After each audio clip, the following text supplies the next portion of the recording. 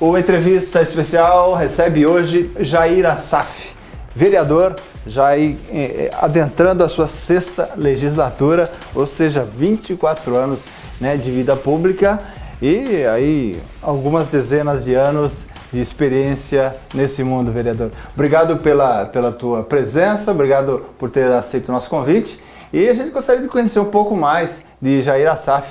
A gente já conhece bastante, né? Eu fui também vice-prefeito, né? Então eu vou completar no final desse mandato. Primeiramente eu quero cumprimentar os internautas, né? E é um prazer imenso estar aqui, Amaury. E quero dizer da minha satisfação, eu já tenho 26 anos de mandato. E no final desse mandato nós vamos completar 30 anos na Câmara Municipal, né? 4 anos eu passei na Prefeitura. Mas tenho muito prazer de ter contribuído no Legislativo para o crescimento e o desenvolvimento da nossa cidade. Opa, aí contribuiu muito, hein? A função, eu acho que a função principal do Legislativo, além de aprovar os projetos, de dar condições para o prefeito trabalhar, é você acompanhar o progresso da cidade, né? Fazer a sua parte, como vereador e como cidadão. E eu tenho muito orgulho de ter sucedido meu pai na vida pública, né? Se não fosse meu pai e minha mãe, claro que eu não estaria aqui. Então está explicado. Agora, o senhor é de Osasco mesmo? Eu nasci no quilômetro 18, na Avenida Comandante Sampaio, de frente à Praça Antônio Ribeiro, que era conhecida como Praça do Samba. Eu sou nascido ali. Minha mãe tem 92 anos de Osasco, 92 anos de idade e 90 de Osasco. Parabéns. Olha, o senhor é mais velho do que o município, né? Não vou falar a sua idade, porque o senhor está jovem ainda, mas o senhor passou, acompanhou a histórica emancipação. Pô, Amaury, eu acho que é muito importante você perguntar isso, porque eu vivi os dois lados, antes de se tornar município e após, né? Conhece bem. Antes era difícil, eu morava na Vila Isabel, né? O transporte quase que não existia, o trem ficava distante das estações, as escolas também distantes. Então, você tinha um papa-fila para ir para São Paulo, ou um trem que era uma espécie de um cargueiro para trabalhar em São Paulo. Eu me lembro, Amaury, que eu tinha um trem às 5:07, aqui em Quitaúna, e o outro às 7:20. O 5:07 ia super lotado, e os 7:20 a turma chamava de Carme Miranda. Por quê? Porque era um trem mais bonitinho, mais limpo, mais novo. E naquela época a Carme Miranda estava muito em moda. Né? Que época que é essa? Que anos? Nos anos 60. Nos anos 60. Então, no final dos anos 50 e começo dos anos 60. Né? Então, eu tive o prazer imenso de acompanhar, embora de longe, que eu era menor, estudante, acompanhar a luta dos emancipadores, né? E depois participar ao lado do pai, que foi vereador por 14 anos. Meu pai teve 4 legislaturas, direto, nunca dirigiu, nunca teve secretária. Apenas era os amigos e a família que o acompanhava. Então nós tivemos, meu pai quando assumiu em 1962 o primeiro mandato dele, eu era soldado. Eu era soldado do Exército. Então aí eu saí do Exército, voltei na minha companhia que eu trabalhava em São Paulo, e um dia eu decidi. Eu falei, olha, eu quero trabalhar em Osasco, eu quero ajudar o meu pai, quero ajudar a cidade. A cidade ainda não dispunha de absolutamente nada, né? Era muito pouca, tinha as empresas, as indústrias, né? O transporte era a bicicleta, né? E era mais a região central mesmo, né? Mais na região central. E eu morava no 18 e depois da Vila Isabel, né? Vila Isabel era meia dúzia de casas só. Está bem diferente, né? Bem diferente de um bairro que é hoje, né? Então, estudei no Larizate, que hoje é o Larizate, estudei no Duque de Caxias, né? E na escola do Seu Plácido, datilografia, porque hoje é computador. Datilografia eu também fiz. Era a escola de datilografia na Antônio Agu, e ao mesmo tempo eu fazia a admissão e o ginásio no Duque de Caxias, aqui, na Primitiva Avião. Muita gente nem sabe o que é admissão, né, vereador? Não existe mais, nunca mais, né? A admissão era uma preparatória para você entrar no ginásio, né? Você saía do quarto ano, você tinha que ir para o ginásio, né? Então foi isso que eu comecei na vida pública, Maurinho. Iniciou já com todo esse conhecimento e iniciou já com objetivo, né, vereador? Eu sei que o senhor da escola de... na época de Celso Gílio, Franco Montoro... eu me espelhei no Franco Montoro. Eu tenho fotos nos anos 70, quando o Montoro, Ulisses Guimarães, Mário Covas estavam em evidência naquela época. Eu era do MDB e eu comparecia em todos os eventos promovidos por eles aqui em Osasco, né? E juntamente com o Guaçu Piteri. E foi aí que eu me apaixonei por eles. Também é uma escola política. Era uma escola de lisura, né? De lisura, de inteligência, de sabedoria e de produção, porque eles produziam. A São Paulo era diferente, né? As dificuldades. Então foi crescendo, foi se desenvolvendo e atingiu Osasco com toda a força, né? Então eu comecei, o meu primeiro mandato, eu tomei posse dia 19 de fevereiro, dia 1º de fevereiro de 77. Naquele tempo a data era diferente. Certo. E estamos até hoje. O senhor foi vice-prefeito também, nos anos 90. Eu fui em 93 vice-prefeito e secretário de habitação no governo Celso Gílio. E tive o prazer de urbanizar muitas áreas livres da nossa cidade. Depois eu continuei com Silas, né? Silas Bortoloso. No Emídio, nos últimos anos, eu só fui, claro, vereador da oposição. Perfeito. Agora, a sua área sempre foi habitação, né? Você está dizendo que é formado nessa área, né? De arquitetura. Interessante, Mauri, que eu, quando comecei na Câmara, eu senti que eu tinha que me preparar. Então eu fiz vários cursos. Eu tenho vários diplomas, porque eu procurei me aperfeiçoar na legislação estadual, municipal e federal, para poder desempenhar a minha missão na Câmara, né, com um pouco mais de conhecimento do que eu tinha no dia a dia. Porque a legislação do Executivo, legislação do Legislativo, você precisa estar preparado. O que a legislação federal permite que você faça, ou sim ou não, né? Então, como eu trabalhava nas comissões da Câmara, eu tinha a obrigação de ter conhecimento para poder assessorar os vereadores no parecer dos projetos que o Executivo encaminhava para a Câmara, para apreciação.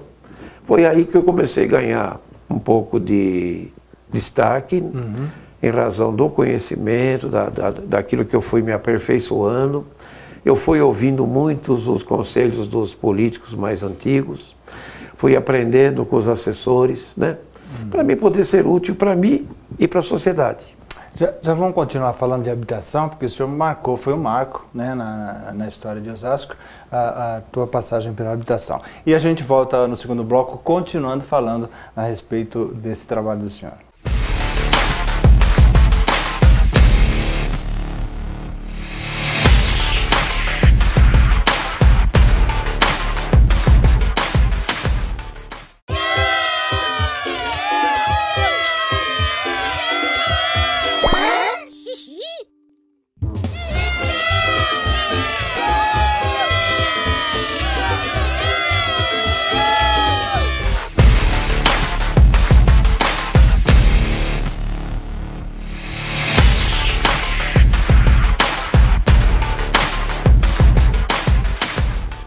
Voltamos com essa entrevista especial. O vereador Jair Assaf está nos contando a respeito da tua vida como cidadão, como político, homem público, e falávamos a respeito de habitação, sua formação acadêmica e também formação como vereador, né? O senhor marcou, não só como vereador, marcou também no Executivo nessa área de habitação. Olha, eu tive um prazer imenso de ser secretário de habitação. Até porque a política do Celso Gílio, do prefeito naquela época, Celso Gílio, eu era vice, a gente não podia prometer moradia para todo mundo, mas nós poderíamos contribuir, incentivar os movimentos populares a conquistarem a sua moradia, e o Celso optou pela melhoria na qualidade de vida daqueles que moravam mal. que moravam nos barrancos, nas encostas, nas vales, né? Foi com isso que eu me senti muito honrado e procurei fazer um trabalho de dar melhores qualidades de vida para aquelas famílias que moravam pessimamente, na beira do córrego, com as crianças, sujeitos a doenças, né? E foi aí que nós começamos o processo de urbanização, de arrumar um local, fazer os lotes, reassentar as famílias. E foi um sucesso absoluto. Foi. Nós conseguimos fazer... Ia falar sobre esse outro marco, que às vezes a gente esquece, né? Mas na administração do Celso Gilli, quando o senhor esteve, né, por vários mandatos na habitação, marcou-se isso aí, a urbanização das favelas, porque tinha... Acho que eram mais de 600 favelas, Osasco teve muita favela. Se você olhar hoje, você pega o Jardim Conceição. Jardim Conceição, ali tem o Jardim dos Trabalhadores, Vila da Conquista, Vila Justiça, Vila da Vitória, Santa Isabel. São 5.000 famílias que nós urbanizamos. Demos condições de vida melhor. Com que? Além de fazer o remanejamento das famílias em lote ordenados, você possibilitou aí a chegada da escola, da creche, né? Da EMEI, da educação infantil, da escola estadual, do asfalto, da luz, da água, da iluminação pública. E hoje, aquilo que era uma invasão, que era uma ocupação, que era o sem terra, hoje você vai lá, em 2013, como nós estamos, uma casa é vendida por 300 mil, por 280 mil reais, coisa que em 93, 94, quando eu chegava no Rochidale, que eu ia levar alguém da beira do rio lá para Conceição, a pressão era tanta que eles não queriam ir. Não, nós não vamos no sem terra, tá louco, sem terra, lá é longe, é o fim do mundo. Um ano depois, um ano e meio depois, eu tinha que lutar contra aqueles que insistiam para ir. Porque aí era uma pressão em cima de mim para arrumar um lotinho e sair da beira do córrego e ir para um local que nem hoje lá, que eu tenho uma hora, eu vim de lá agora. Vim do Jardim Conceição nesse instante. Eu tenho a maior satisfação de circular, porque foi ali que nós demonstramos a capacidade da administração municipal, quando quer resolver uma situação, se resolve. E o que é mais importante, Amaury, nós resolvemos com os funcionários da prefeitura. Nós contratamos, olha, maquinário, né? Alugamos maquinário para fazer o arruamento, o loteamento, mas a maior parte foi braço de trabalhador da Prefeitura de Osasco. Impressionante.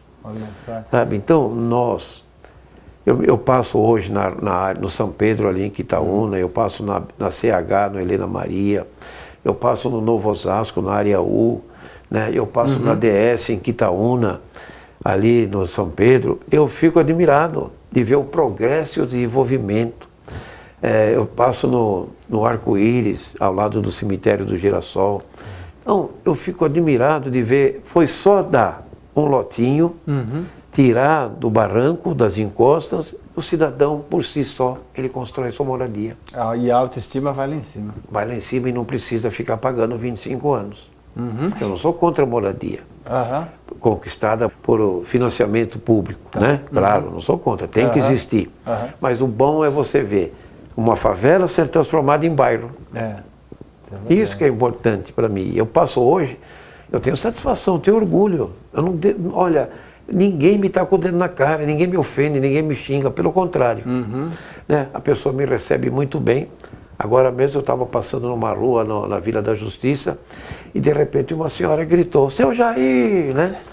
Que é melhor do que isso? Nossa, não tem, né? Então, tem dinheiro que pague, né? Eu vejo hoje o Vila Vitória, na Padroeira, nós iniciamos com dinheiro do governo federal, o governo Fernando Henrique ainda, 504 moradias, que depois veio a administração do Lula, teve mais 20% de moradia, e hoje é um bairro com 700 moradias, que começou ali em 2003. Agora, mesmo o senhor estando na oposição hoje, né, hoje, em 2013, o senhor não deixa essa bandeira, né? O senhor está sempre na questão. Hein? Eu sei que o senhor trabalha muito na questão da regularização de imóveis. Isso. Continuo.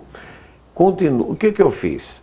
Eu, vendo a dificuldade do povo na área particular, na iniciativa privada, o cidadão que tem dificuldade de regularizar seu imóvel, o que eu fiz? Eu procurei encurtar a distância que tem o poder público do cidadão.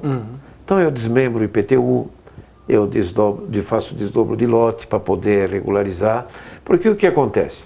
Muitas famílias em Osasco adquiriram um imóvel de 10 metros de frente em 2, né? Tá. E você paga um imposto só. Aí sai aquela confusão familiar. Sempre tem. Um pode pagar num dia, outro. Então eu desmembro esse IPTU, obedecido à legislação, eu faço o processo tudo gratuito, com assessoria minha, né? E o cidadão sai satisfeito, sai contente. Agora, estou uma luta. Eu vou até procurar o Lapas esses dias, que é o nosso prefeito. Eu tenho, para ser mais preciso, 286 pedidos de pessoas que são possuidores de moradia em lotes menos de 125 metros quadrados. Tem 120, 124. E a lei federal 6766, ela impede o lote menos de 125 metros, a não ser com interesse social. Então nós temos aqui em Osasco loteamento feito com menos de 125 porque é de interesse social. Né? Tem aqui no 1º de maio vários loteamentos nesse sentido. E eu tenho uma lei, porque eu tenho 286 pedidos de pessoas que moram em diversos lugares de Osasco e que não conseguem ter escritura porque o lote tem menos de 125. Então o que eu estou pretendendo com a minha lei? Considerar esses lotes de interesse social, para que eles possam amanhã fazer o registro da sua escritura e tê-la regularizada a sua moradia. É um projeto teu? É um projeto meu, que eu encontro uma oposição na habitação, né, o secretário não é favorável. Eu lamento porque nós urbanizamos as áreas e damos documento para quem mora em 60 metros quadrados. E por que não podemos dar em 120? Nossa. Então está encontrando resistência. Estou encontrando resistência, mas eu vou procurar o prefeito, que ele é engenheiro, ele entende do assunto. Ele sabe E eu vou procurar, então, que o Lapas o assuma por parte da prefeitura, porque eu abro mão do meu projeto. Se o prefeito encaminhar. Ele pode assumir. Eu abro mão. O importante para mim é resolver. Se eu tenho 286 pedidos, você imagine quantas famílias tem que estão precisando desse projeto na cidade. Com certeza o Lapas... Aliás, vocês falam a mesma língua, que são na mesma área de trabalho. Claro, né? Eu confio muito no prefeito Lapas, que ele está entrando agora, tem muita coisa para consertar na prefeitura, mas ele tem que também encaminhar projetos novos para o futuro. Agora ele pegou abacaxi, né? Vamos falar sobre IPTU. Olha, tá aí o IPTU. Se fez uma crítica em 2003, 2004 no Celso Gílio. Isso.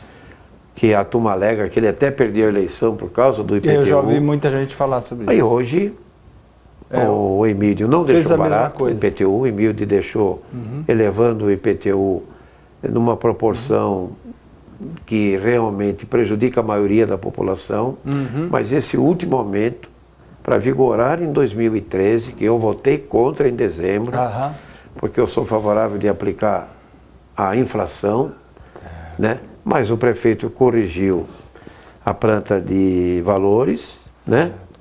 E aumentou e fez uma avaliação acima da inflação e hoje o pessoal chegando aí em torno de 30% o aumento de IPTU. Isso é o mínimo, lamentavelmente. Né? Mas é o mínimo, né? Teve casos mais, porque teve casos que... você valorizando, fazendo uma mudança na lei, você naturalmente vai apurar as casas que tem que pagar mais. E você lança a média. Eu diria que é abusivo, né? Um aumento abusivo. O senhor acha que o PT já achava que fosse perder a eleição do ano passado, do ano retrasado, e já estava dando... Olha, Maurício, eu não acredito que as pessoas possam achar que serem derrotados antes do pleito. Mas eles demonstraram isso. Tanto é que, se você percorrer a cidade, até dezembro a cidade estava num abandono. A saúde, a educação, as vias públicas, o lixo nas ruas, os buracos nas ruas, né? Então nós percebemos que a prefeitura talvez pela pesquisa que tinha antes do processo eleitoral, achasse que fosse acho que nós não vamos vingar, então vamos, né, vamos pensar em outros assuntos e vamos deixar um pouquinho a administração. Porque não é uma demonstração de boa gratidão depois de 8 anos você aumentar. Aí veio a eleição, com esse processo da impugnação da candidatura do Celso, eles naturalmente cresceram, falaram, agora temos possibilidade. Ao chegar agora o Lapas, vai estar encontrando dificuldade. Ele vai ter que descascar o abacaxi. E nós sabemos que no íntimo, o Lapas está vivendo um drama muito difícil, porque ele não tem recurso. Tem boa vontade só, né? Mas está tudo destruído. Já vamos continuar a falar a respeito disso e também de eleições para a gente encerrar essa entrevista aqui. A gente volta já.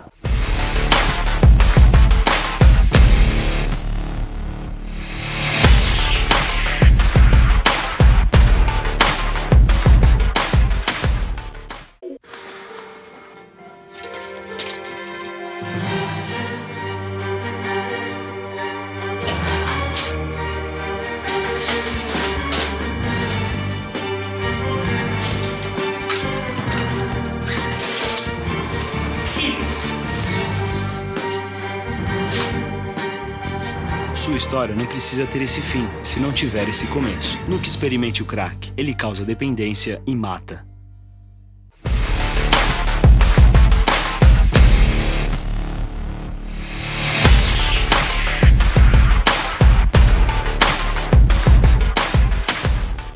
Voltamos com essa entrevista especial com o vereador Jair Assaf.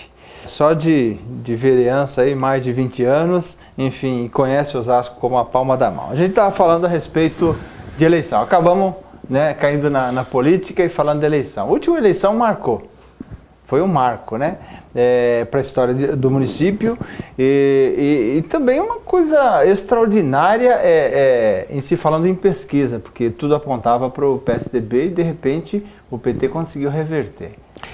E o senhor estava falando, e a gente também falando que o Lapas herdou aí o abacaxi, né, vereador? Tudo é uma... não tenha dúvida que o Lapas herdou realmente uma situação difícil. Certo. Agora, a eleição se desenhava muito fácil para o PSDB, né? Até porque o Emídio, por mais esforço que ele possa ter feito, ele não conseguiu sensibilizar a população, principalmente nos últimos 4 anos de mandato, né? Mas se não fosse o tapetão, a gente costuma dizer assim na gíria, mas é telespectador aí que me desculpe, mas é um tapetão que fizeram. Que a responsabilidade do Celso não estar na prefeitura foi da Comissão de Economia e Finanças, que era a presidência do doutor José Armando. Tanto é que o Zé Armando está hoje na saúde, talvez como presente, né, de ter contribuído para que o PT, mesmo perdendo a eleição, mesmo tendo 25% de aprovação eleitoral, está no poder, em razão da disputa na justiça, e acabou que o Celso acabou levando a pior, embora as suas contas, foi uma conta só rejeitada pela Câmara, politicamente. E quando o Emídio, por exemplo, tem hoje 5 contas rejeitadas de maiores proporções de denúncias do que a administração do Celso. Embora o Celso não tenha lá escrito lugar nenhum que ele causou danos, causou prejuízo para a cidade. Né? Foi falhas técnicas que o Emídio vem numa sucessão de erros já por 5 anos. Eu não queria ter o secretário da Finança que teve o Emídio. Pô, se você erra o primeiro ano, era o segundo, era o terceiro, era o quarto, era o quinto, pô, você não aprende. Não devia estar assessorando o prefeito. Mas o Emídio entende diferente, entendeu diferente e permaneceu secretário das Finanças por 8 anos. E eu acredito que ele vai ter 7 contas rejeitadas pelo Tribunal de Contas. Isso é uma vergonha para a cidade, que demonstra que nós não temos gente de capacidade para resolver e para trabalhar num planejamento dentro das finanças em comum acordo com o Tribunal de Contas. Nós provamos isso. E o Celso, que teve uma só, em 8 anos, pagou caro, né, a força do PT, tanto na justiça aqui no município eles nem foram vitoriosos. Na justiça estadual e em Brasília foi um arraso. Até porque quem comanda o Supremo são gente do PT. que conviveram com a administração do Lula por muito tempo. O que é absurdo, né? Se existe uma justiça... Eu nem gosto de falar desse assunto, que eu vou falar coisa que eu não... Não, e essa justiça está bem injusta, né? Porque como é que você coloca uma pessoa nomeada para julgar o opositor? É lógico que ela vai né? Ela vai... O Supremo tem um cidadão chamado Joaquim Barbosa, que a gente tem que respeitar. E o PT acusa o Joaquim Barbosa, o João Paulo já acusou dele ter sido nomeado pelo PT e ter feito as apurações que o PT não queria que ele fizesse. Essa mostra a grandeza de um cidadão, né? Que ele não está, ele é ministro, ele é uma autoridade, né? Então nós respeitamos muito o Supremo, a gente não tem nada contra o Supremo, mas nós podemos discordar de efeito público externo. Eles tomam uma atitude que é divulgada no Brasil todo, nós podemos concordar ou não. Ah, com certeza. Né? E outra, a justiça ela foi criada para administrar a sociedade, não é mesmo? E pelo que a gente viu, por exemplo, em Osasco, exatamente em Osasco, 75% da população não quis o PT. E o PT está administrando a cidade, né, por vias da lei ficha limpa, ficha suja, não sei qual o nome que se dá, né, que foi dessa forma colocada. É bom, Amaury, dizer agora rapidamente, o ato que impediu o Celso de ser candidato foi anulado pela Justiça. Hoje ele pode ser candidato a qualquer coisa porque ele não tem mais, aquele decreto foi anulado. Então hoje ele está livre para disputar a eleição. E o que acontece? Os efeitos, se isso vai atingir eleitoralmente, se nós vamos ter novas eleições, é uma outra questão. Mas o fato em si que a Câmara fez e fez de forma errada por 2 vezes, a Justiça por 2 vezes considerou nula. Já anulou. Já não existe mais nada. Ou seja, a situação hoje ainda está na balança, tá na balança, com referência às contas de 2004. Agora, mesmo assim, o PSDB não deixa de ter marcado uma grande toca aí, né, vereador? Porque poderia ter matado essa... Acho que foi, embora o Celso possa não admitir, mas eu acredito que ele deveria ter pensado um pouco mais além. Claro que ele que estava sendo perseguido, ele que estava sendo, né, impossibilitado de disputar por uma ação né, do partido. Poderia ter aberto mão. Mas poderia. Pelo menos nessa eleição, né, velho? Nós entendemos que ele deveria ter tido um plano B, né? E hoje ele estaria, se não tivesse na prefeitura, mas estaria o PSDB administrando a cidade, até para poder ver o que se passou na administração do Emílio, que ele acabou fazendo uma administração, infelizmente, que deixou aí os equipamentos públicos todos em estado lastimável. A cidade está ao caos. Lapas tem boa intenção, né? Tomara. Foi uma recuperação do PT em 35 dias, né? É uma pessoa, né, idônea, enfim, está com boa vontade, mas não tem dinheiro e a cidade está ao caos. Ele vai ter que fazer muito... Eu desejo que o prefeito... Eu trabalho pela minha cidade. Perfeito. E quero que o Lapas tenha sucesso na administração, porque, embora a gente seja em partidos diferentes, mas não posso lutar contra a minha cidade. Com certeza. Eu não sou daqueles que quanto pior, melhor. Pelo contrário, eu quero conviver na Câmara com uma cidade em evolução, com uma cidade atendendo os interesses da comunidade. É isso que nós queremos. Que o cidadão tenha escola, que tenha creche, que tenha acesso nos ônibus, que não falte água, que não falte coleta de lixo, né? E que nós temos perspectiva de atrair mais empresas para que Osasco arrecade mais. Agora, vereador, só para encerrar essa questão de eleições, eu acho que agora o doutor Celso Gílio vai ter que fazer muita coisa para limpar essa ideia que ele deixou, né, de ditador, que foi uma ditadura. De ditador, deixou o PSDB, certamente na próxima eleição vai respingar tudo o que aconteceu, né? Tomara que os vereadores, né, e a população, de forma geral, não seja prejudicada, mas vai respingar, porque ele está parecendo o seu presidente eterno do PSDB e não aceita nem sugestões, né? Poderia ter baixado um pouco a cabeça. Claro, eu acho que agora é hora de reconstruir. Perfeito. É hora de reconstruir, de ver aonde o PSDB falhou, se falhou coletivamente ou se falhou individualmente, né? E analisar o futuro E se Deus quiser, Deus ajudar, levar isso para o público, que ele foi uma vítima do aparelhamento do Estado, né? Que ele foi uma vítima, que ele não cometeu dolo, que ele não tirou, ele não é bandido, não é ladrão, nunca foi denunciado porque pegou cheque daqui ou cheque de lá, né? A questão administrativa da prefeitura que impediu ele ser candidato foi por conta do legislativo, que atendeu os interesses políticos da cidade, de quem queria ganhar no tapetão e não na força pública, na força política, na força do voto, né? Na força da administração. Então, infelizmente, hoje o Lapa está aí, embora ele deve reconhecer que ele precisa ainda plantar muito para ser uma liderança política na cidade. O que eu espero como osasquense é que ele atenda às aspirações do povo. Que seja bem sucedido. A gente está chegando ao final, eu quero rapidamente falar, queria que o senhor respondesse rapidamente, o que é fazer oposição em Osasco? A gente já sabe o resultado das votações. 17-4 sempre, né, vereador? É difícil. Ou seja, projetos da oposição não são aprovados, são sempre 17-4.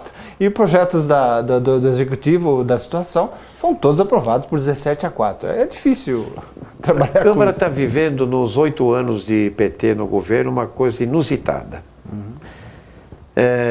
17 vereadores da situação contra 4 da oposição. Se nós votamos favorável, dá 20, dá 21, dependendo do quórum. Eles não votam absolutamente nada contra o executivo, mesmo que nos bastidores nós conversamos, né, diariamente, eles são contra. Tem vereador que aprova o veto do prefeito ao próprio projeto, eu já vi isso. O prefeito veta o projeto dele, ele aceita o veto com uma naturalidade tremenda, às vezes até sem discutir. Nós não discutimos a questão individual de cada vereador. Cada um age da forma que ele quer. Mas, coletivamente, nós temos que colocar a cidade.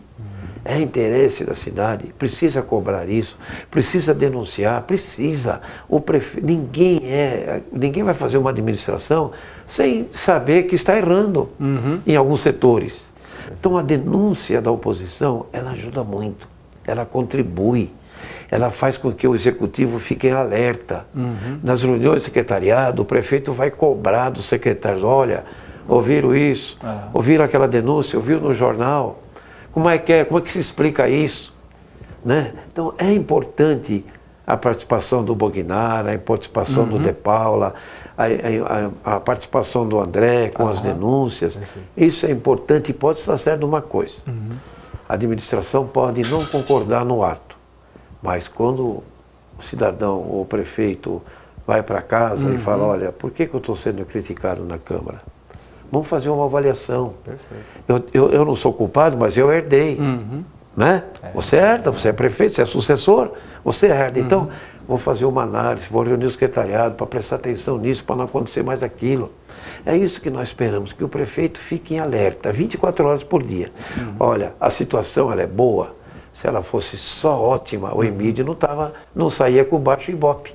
Porque ele teve tudo que ele quis na Câmara. E saiu com 25% de aprovação. Então não é o apoio da Câmara que faz crescer a administração. Com certeza. Pelo contrário, é o respeito pela Câmara e a individualidade de cada vereador fazer aquilo ou votar de acordo com a sua consciência. E não votar porque é obrigado, porque tem um compromisso com o prefeito. Isso que é o pior para nós. O bom é você votar livremente pelo interesse da comunidade, do eleitor de Osasco. Isso é que eu faço essa luta na Câmara. É difícil, mas um dia, quem sabe, o Legislativo vai agir de uma forma diferente do que age nesses últimos 8 anos. Que Deus quiser. Vereador, obrigado pela tua visita, pela entrevista, e tem muito assunto para a gente discutir. Numa próxima a gente, se Deus quiser, vai continuar. Mauri, eu estou vendo aqui o Vando, o Adriano, dizer da minha satisfação, eu sou um osasquense apaixonado pelo Legislativo. Se você não sabe, Maria, eu estou lá há 50 anos. Eu não tenho vergonha de dizer, eu tenho orgulho de dizer que eu tenho 70 anos de idade. E amo minha cidade, porque aqui eu nasci, aqui eu enfrentei as dificuldades para se chegar numa escola, num cinema, né? Num passeio. E hoje eu vejo minha cidade oferecendo Hoje o Geraldo Alckmin, nosso governador, diz que Osasco é a melhor esquina do Brasil. E é verdade, porque aqui nós temos acesso a qualquer parte do Brasil e temos um povo lutador que acredita na administração e que espera dias melhores. Se depender de mim, nós faremos isso. Vão chegar. Deus quiser. Obrigado. Eu que agradeço.